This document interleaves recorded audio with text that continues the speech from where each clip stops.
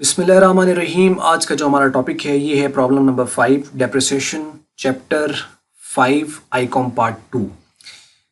तो आइए जी हम इसको स्टार्ट कर लेते हैं। क्वेश्चंस को वो बात कर रहा है कि a company purchased a machinery for rupees 1 lakh and depreciation rate is 10% per annum. Show the machinery account for the first 5 years under the reducing balance method.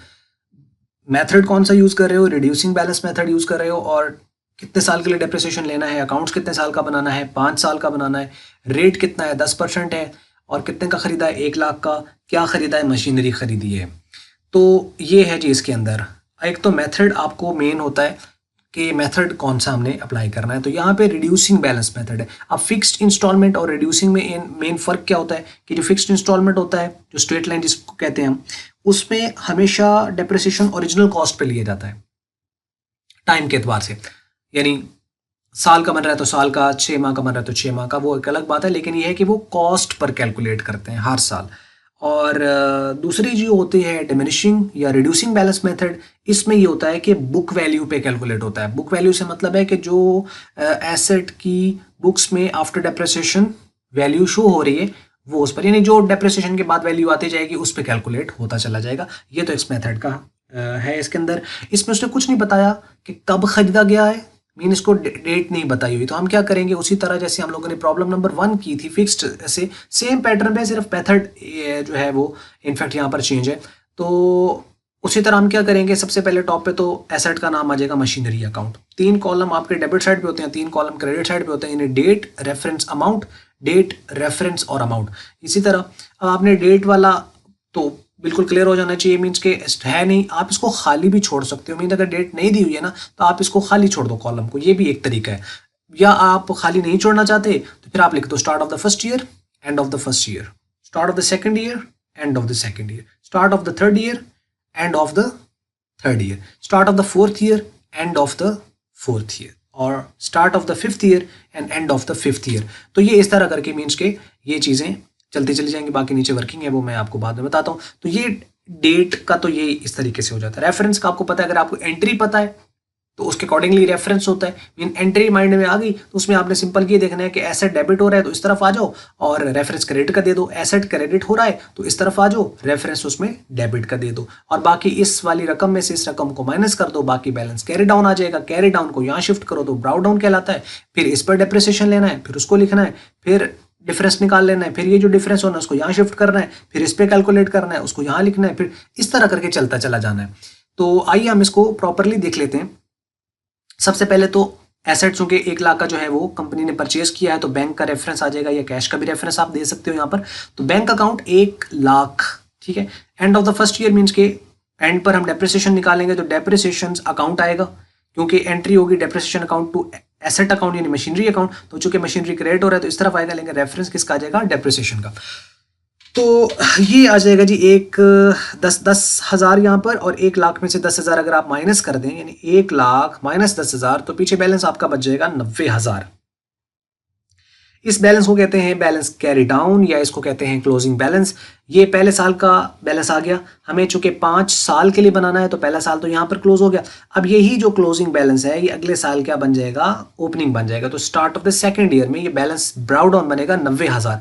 अब इस बार आपने जो डेप्रिसिएशन लेना है वो इस पर लेना है। 10% था ना, तो ये यानी 10,000 कैसे आया कि ये आपने 1 लाख का 10% ले लिया। तो 1 लाख का 10% ले लिया, 10,000 आ जाएगा, माइनस किया तो 90,000 आ गया। अब चूंकि मेथड है रिड्यूसिंग बैलेंस, अगर ये होता ना स्ट्रेट लाइन तो फिर आपका क्या होना था? यहाँ पे भी 10,000, यहाँ पे भी 10,000, 5 साल के 5 साल 10,000 ही आना था। लेकिन यहाँ पर चूंकि रिड्यूसिंग बैलेंस है तो इसमें क्या होगा? इस पर आपको कैलकुलेट करना है अब 10%। तो जब 90,000 का 10% ले लेंगे तो एक जीरो और कम हो जाएगा तो 9,000 आ जाएगा। तो यहाँ पर डेप्रिसिएशन 9,000। तो अब 90,000 में से 9,000 माइनस करो तो पीछे बचेगा 81,000, 81,000। ये आ जाएगा दोनों साइडें बराबर और इसके नीचे डबल लाइन। यही 81,000 यहाँ शिफ्ट हो जाएगा start of the third year पर। तो 81,000 यहाँ पर आएगा। अब इस 81,000 पर आपने डेप्रिसिएशन लेना है। तो जब 81,000 पर लेंगे तो एक जीरो कम होकर चूंकि 10% है तो 8,100 आ जाएगा। तो ये 8,100। अब 81,000 में से 8,100 निकाल दो तो पीछे बचेगा 72,900। अब इसको टोटल कर लिया, 81,000 दोनों साइड पे बैलेंस हो गया और डबल लाइन लगा दी। तो ये जो यहाँ पे इसका क्लोजिंग है, यहाँ पर ये ओपनिंग बन जाएगा चौथे साल पर जाके 72,900, ये वाला 72,900, ये 72,900 यहाँ पे आ जाएगा। अब आपने इस पर 10% लेना है तो 1 0 कम होगा तो 72,90 आ जाएगा, ठीक है, and of the 4th year पर। अब इस 72,90 को 72,900 में से आप माइनस कर दें तो बैलेंस आ जाएगा 65,610, ये आ गया क्लोजिंग बैलेंस। अब 5वें साल में ये आपको ओपनिंग बैलेंस बनेगा। तो start of the 5th year यहाँ पर आपके पास आ जाएगा बैलेंस ब्रॉट डाउन और ये 65,610 है।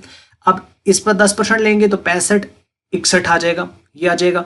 और इसको 65,61 को 65,610 में से आप माइनस करें तो बैलेंस आपका आता है 59,049, ठीक है, 59,049 रुपीज़, ये इसका बैलेंस आ रहा है। अच्छा, इन्हीं को बुक वैल्यू कहते हैं। मैं आपको बुक वैल्यू भी बता दूं कि पहले साल तो जो कॉस्ट होती है ना, जो कॉस्ट होती है वही उसकी बुक वैल्यू होती है। मीन्स के पहले साल इसकी कॉस्ट भी 1 लाख और उसकी बुक वैल्यू भी 1 लाख, यानी बुक्स में इतने का ही शो हो रहा है। दूसरे साल इसकी बुक वैल्यू है एसेट की 90,000। कैसे आती है बुक वैल्यू? कॉस्ट में से आप डेप्रिसिएशन को माइनस कर देते हो, यानी जो कॉस्ट है उसमें से डेप्रिसिएशन माइनस कर दो। कॉस्ट कितनी थी? 1 लाख, डेप्रिसिएशन कितना था? 10,000, माइनस किया तो 90,000। तो ये जो 90,000 है ये इसकी बुक वैल्यू है। अब बुक वैल्यू पे इसने कैलकुलेट होना होता है, तो यानी पहले साल के एंड पर या दूसरे साल के शुरू में बुक वैल्यू कितनी है? 90,000। तो जो तीसरा साल है उसमें बुक वैल्यू कितनी है? 81,000।